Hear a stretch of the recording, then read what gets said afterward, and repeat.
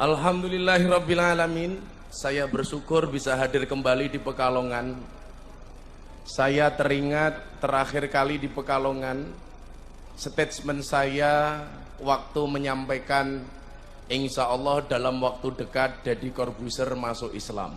Waktu itu 15 hari menjelang Deddy masuk Islam, saya minta Fatihah dan doa dari Abah Lutfi dan dari jamaah Pekalongan, dan ternyata Allah kabulkan. Malam hari ini saya minta kembali Fatihah. Mudah-mudahan Hotman Paris Hutapea segera masuk Islam. Saya bersyukur setelah masuknya Deddy Corbuzier ke dalam agama Islam, hampir setiap hari saya menuntun orang masuk Islam. Besok malam saya di pondok ada 9 orang yang daftar pengen masuk Islam. Kemarin saya mengislamkan orang dari Jerman, dari Australia. Dari Australia namanya Antonio Sekodori. Malah kaya iwak tau gue. Iwak Dori.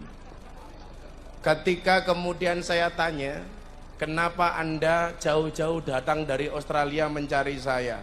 Bukankah di Australia juga banyak ulama dan ustadz di sana? Jawaban dia sederhana. Kenapa saya datang jauh-jauh ke Indonesia mencari Gus Miftah? Karena your Islam is happy, very relax and enjoy. Putek murah nyandak ngene iki.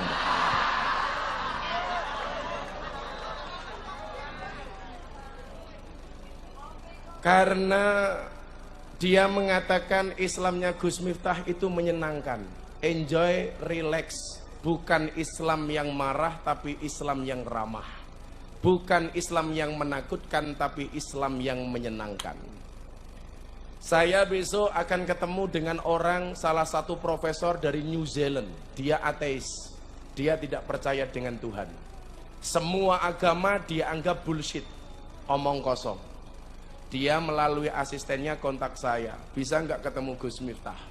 Kenapa? Kalau Gus Miftah bisa menjelaskan Islam secara rasional, maka sang profesor ini akan masuk Islam. Saya jawab oke. Dia profesor, saya juga prof. Dia prof, saya juga prof. Dia profesor, saya provokator. Maka kemarin pertemuan dengan 1000 ulama di Bali, 1000 kiai di Bali, kiai-kiai besar se-Nusantara kumpul di Bali. Kebetulan yang diperintah sebagai narasumber salah satunya saya. Kelebihan Islam Ahlus Sunnah wal Jamaah An-Nahdiyah adalah Islam yang menyenangkan. Ini pula kemudian yang menjadikan saudara Deddy masuk Islam. Kenapa? Karena penampilan Islam yang saya tampilkan di hadapan beliau adalah Islam yang menyenangkan. Dia tanya sama saya, kenapa sih Islammu menyenangkan? Iya, jelas. Kenapa Islamnya menyenangkan? Karena saya juga orang yang menyenangkan. Buktinya apa? Tidak ada satu tempat pun yang datang kemudian ditolak.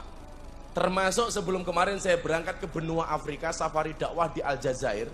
Saya masuk ke klub malam terbesar di Jakarta. Jumlah purlnya 1200.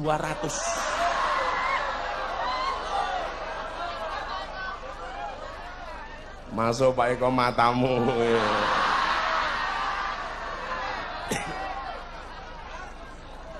Jumlah purlnya 1200.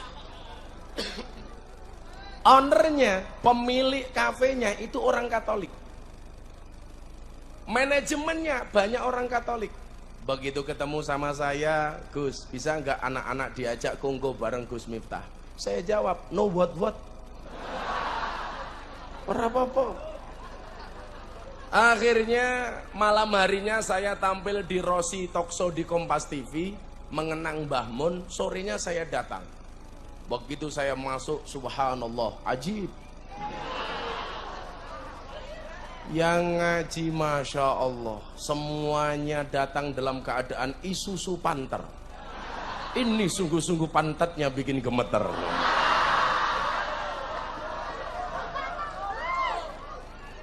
Akhirnya kemudian saya datang. Begitu saya datang, mereka semuanya berdiri. Semuanya applause standing, berdiri dengan tepuk tangan. Mereka mengatakan apa? Akhirnya kami ketemu dengan orang yang bisa menghargai semua perbedaan, yang akhirnya kemudian hari ini kami ketemu dengan orang yang tidak pernah menista mereka para pendosa. Karena di mana-mana saya sampaikan, jangan pernah menghina pendosa seolah-olah kita tidak pernah berbuat dosa. Kita itu juga berbuat dosa, mung konangan apa ora. Kalau yang di sana dosa kelihatan karena mereka ada di dunia malam. Kalau dosa yang kalian kerjakan barangkali masih tertutup, wong dosamu ning kamar mandi.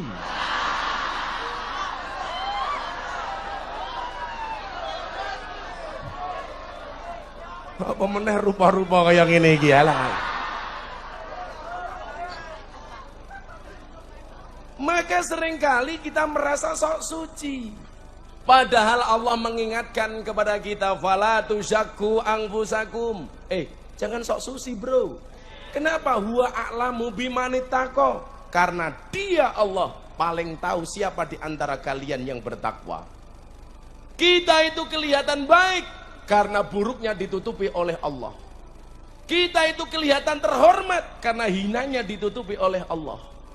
Kita itu kelihatan suci karena dosanya ditutupi oleh Allah.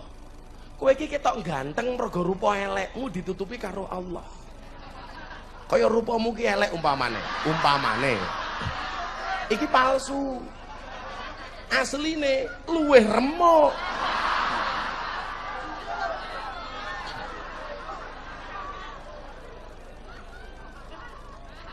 Jangan kemudian kita merasa paling baik di antara yang lain.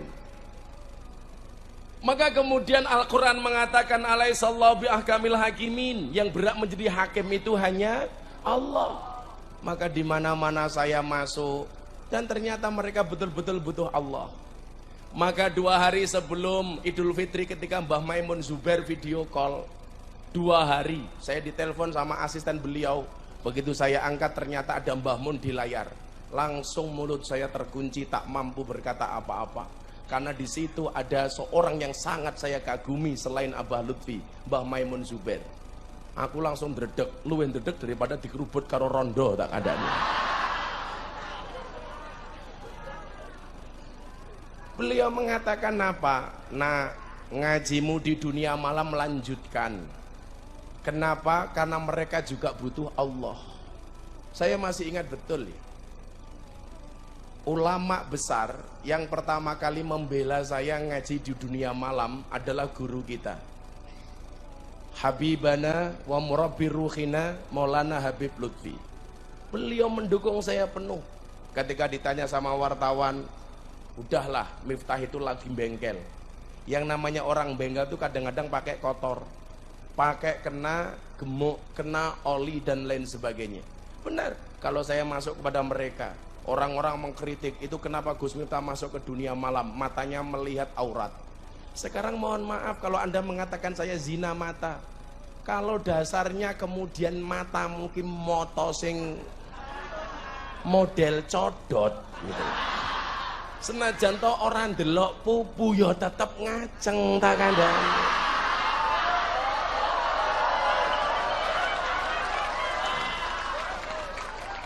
Walaupun saya tiap hari melihat mereka, tiap saat melihat mereka, kalau otak saya ini bukan otak mesum, ya biasa-biasa saja.